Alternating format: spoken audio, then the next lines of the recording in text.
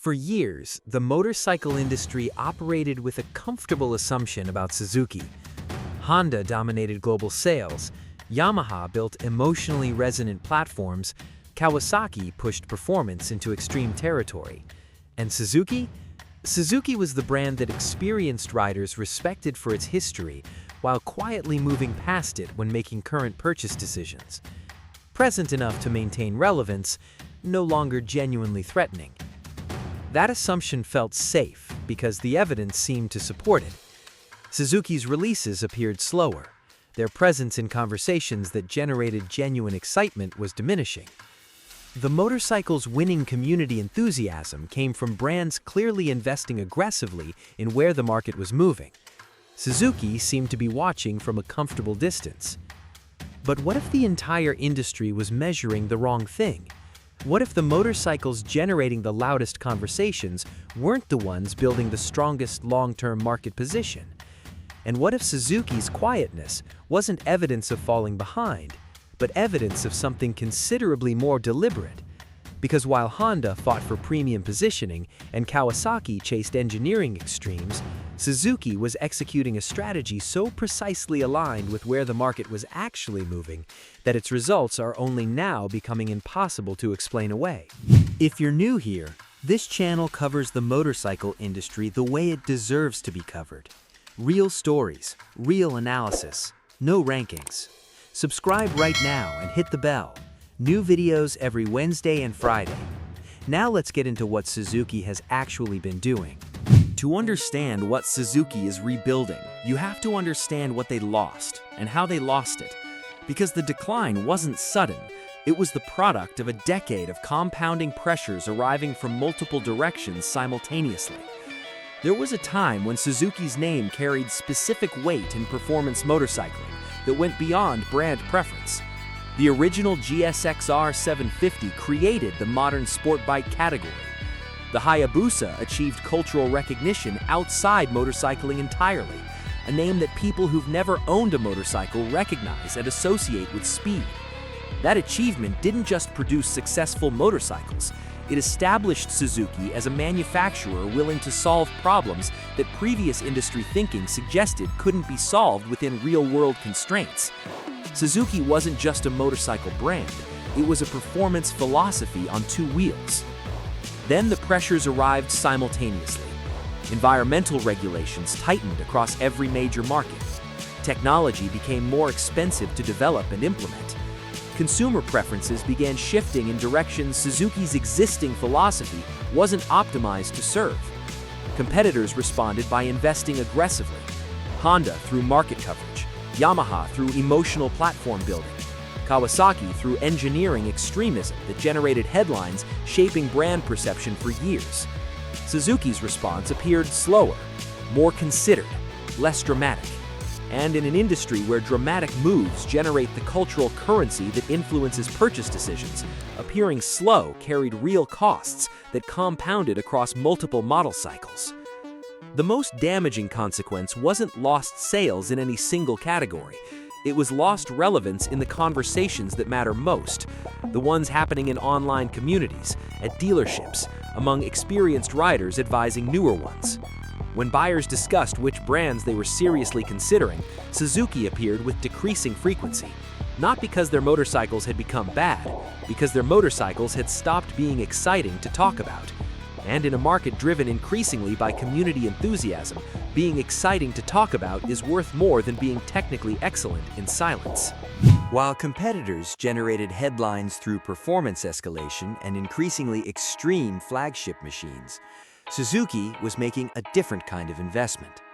One that didn't generate immediate excitement, but one that, viewed from a certain angle, looks considerably smarter than anything their competitors were doing. The strategy can be summarized in a single observation.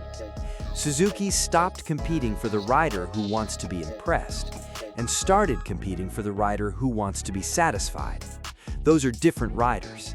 They respond to different motorcycles. They measure value differently. They create different kinds of community around their purchases. And in a market moving systematically toward accessibility, practicality, and honest performance, rather than specification extremism, Suzuki's repositioning wasn't a retreat, it was an advance toward where the market was actually heading. The evidence for this strategy appeared in their product decisions before it appeared in their sales results. Every major Suzuki release in the rebuilding period shared the same underlying philosophy: enough power to be genuinely exciting, enough comfort for real-world daily use, enough technology to remain competitive, and pricing that made ownership financially realistic for the largest possible portion of serious buyers. None of those priorities generate the kind of breathless coverage that a 300-horsepower supercharged flagship produces. But they generate something more commercially sustainable. Riders who buy, stay satisfied, recommend enthusiastically, and return for their next purchase. What makes this strategy genuinely interesting is how precisely it aligned with the market shift that was happening simultaneously. The accessible middleweight revolution wasn't Suzuki's creation, but Suzuki positioned themselves to be its primary beneficiary, building the right products at the right price points at exactly the moment the largest segment of buyers was deciding that right meant useful rather than extreme. That alignment, whether the result of brilliant foresight or fortuitous timing, is producing results that are changing how the industry thinks about Suzuki's trajectory. If there is one development that symbolizes Suzuki's comeback most clearly, it's the GSX-8 platform. Not because a single motorcycle reversed a decade of momentum loss, but because the platform proved something about Suzuki's current understanding of the market that their competitors are still processing. The GSX-8S arrived as a ground-up development built around a fresh 776cc parallel twin. Not an update to an existing machine, but a deliberate statement about what Suzuki believed a modern, middleweight naked should be. Sharp styling with genuine visual identity, a torque character tuned for engagement rather than peak numbers, electronics that worked effectively without demanding configuration overhead, and pricing that positioned it to force genuine evaluation against Honda and Yamaha offerings that had been dividing the middleweight conversation between themselves without serious Suzuki competition. The GSX-8S didn't politely enter the conversation, it demanded to be evaluated. And in dealerships where it sat alongside the CB650R and the MT-07, it started winning comparisons that Suzuki's previous middleweight offerings hadn't won in years. Then, the GSX-8R extended the platform into sport bike territory. Then the V-Strom 800DE carried the same 776cc foundation into adventure touring. Then the GSX-8T brought neo-retro character from the same underlying architecture. A single platform philosophy producing multiple competitive motorcycles across multiple categories simultaneously, spreading development investment intelligently while creating lineup coherence that made the entire Suzuki range feel more considered than it had in years. This is what intelligent platform strategy looks like, and it's what separated Suzuki's rebuilding from a lucky product launch into something that looks structural. The GSX-8 family's commercial performance confirmed what the product philosophy suggested, that Suzuki had correctly identified where a substantial portion of the serious motorcycle market was moving, not toward maximum performance, not toward maximum technology, toward the intersection of genuine excitement and genuine daily usability. That intersection is where the GSX-8 platform lives, and it's increasingly crowded with buyers. But Suzuki's rebuilding story doesn't belong only to the GSX-8 platform, because the renewed attention surrounding their dual sport and lightweight categories reveals something about the second dimension of their strategy, and about a market trend that even the accessible middleweight revolution doesn't fully capture. The DRZ nameplate returning to serious market consideration isn't primarily about one motorcycle. It's about what the interest in that motorcycle reveals about the broader rider mindset in 2026. The DRZ platform's appeal is built around something that manufacturers chasing technology leadership have systematically undervalued: the experience of riding a motorcycle that feels fundamentally honest.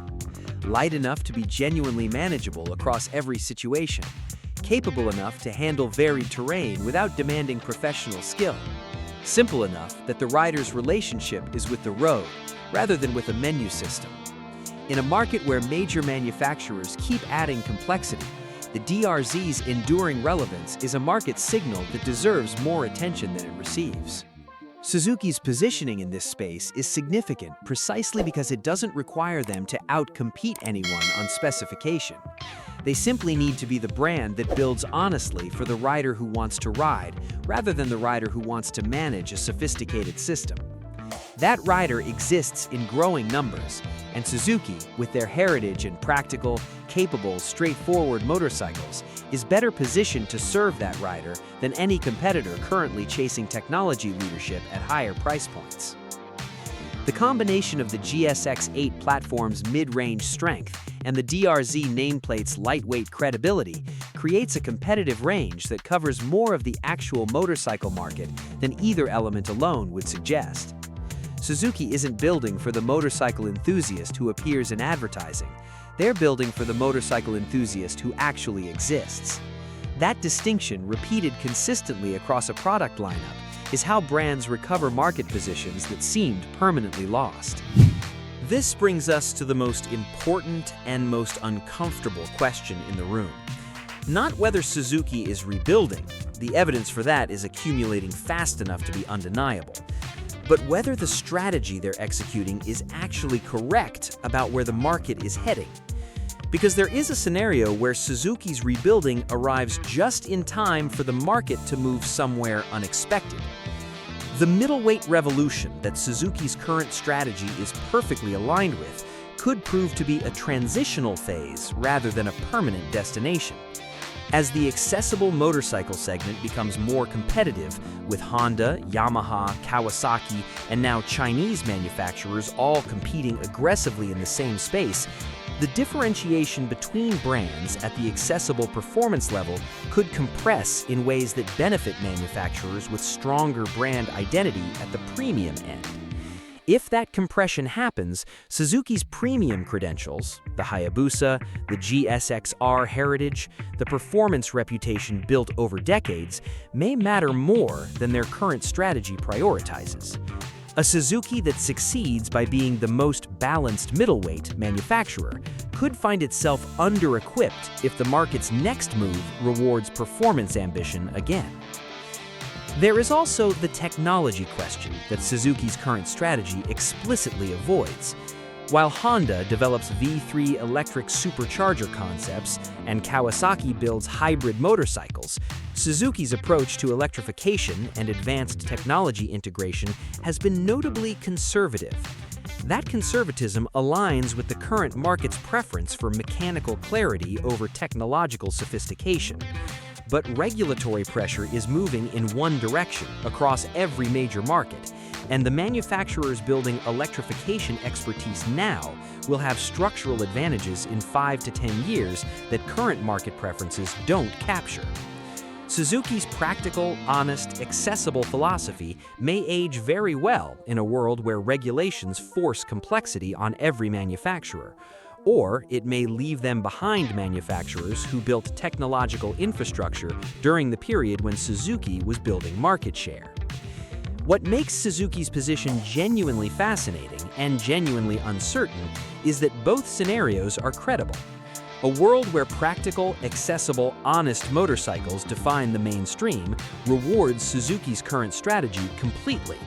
A world where technology transitions force rapid adaptation rewards manufacturers who've been building that capability regardless of current commercial returns. Suzuki is betting on the first world. The industry is simultaneously creating conditions for the second.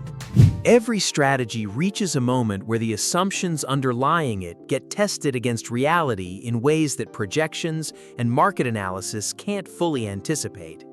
Suzuki's rebuild is approaching that moment faster than most observers predicted, and the test it's facing is more complex than simply whether the GSX-8 platform continues selling well. The test is whether Suzuki can translate commercial momentum into brand identity reconstruction at the speed the competitive environment requires. Because Honda isn't standing still. The CB1000 Hornet SP demonstrated that Honda can be genuinely aggressive when market conditions demand it. Yamaha's MT platform continues building community loyalty that represents the gold standard of brand attachment in the accessible performance segment.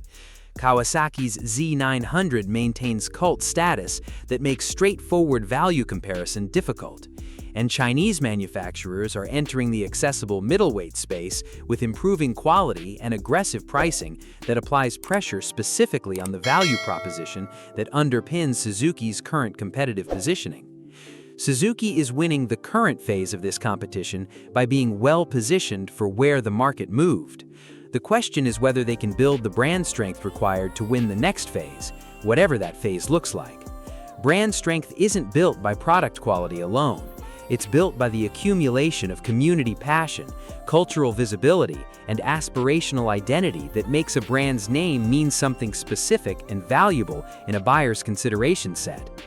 Suzuki has the GSX-R heritage and the Hayabusa mythology as foundations.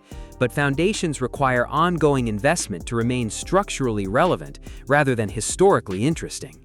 The coming test for Suzuki isn't whether they can build good motorcycles at the right price points. They've demonstrated they can.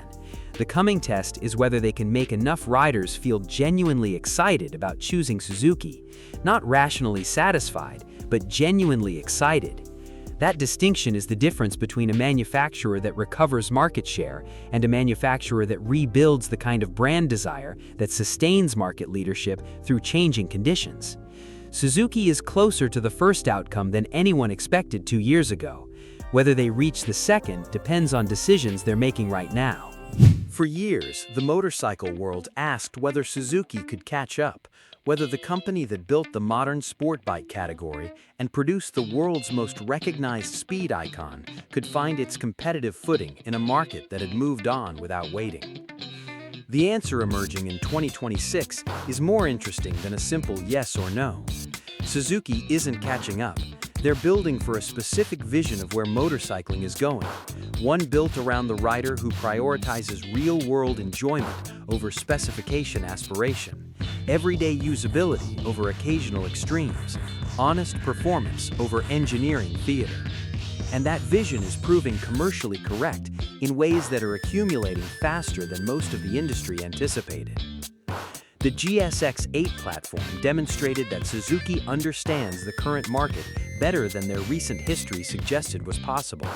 The DRZ renewed interest demonstrated that Suzuki's practical heritage is an asset rather than a liability in a market moving toward accessible, honest motorcycles. And the overall trajectory of the rebuild demonstrated that the company that went quiet while its competitors fought for headlines was building something more durable than attention. Whether that something is enough, whether Suzuki's rebuild translates from commercial recovery into genuine industry leadership, depends on questions that haven't been answered yet. The technology transition, the competitive response from brands with more resources, the unpredictable next shift in what riders decide they actually want. None of those questions have clear answers. But for the first time in years, Suzuki is positioned to influence the answers rather than simply react to them. The motorcycle world spent years asking whether Suzuki could catch up. The more interesting question now, the one the industry is only beginning to seriously consider, is whether Suzuki ever fell behind in the first place, or whether they were simply building for a future that everyone else was too busy making noise to see coming. If this video changed how you think about Suzuki's position in the motorcycle industry, subscribe right now. This channel tells the stories behind the stories, every Wednesday and Friday. Hit subscribe, hit the bell, and drop your answer in the comments. Is Suzuki genuinely rebuilding, or is the market simply moving in their direction? The next video is already coming.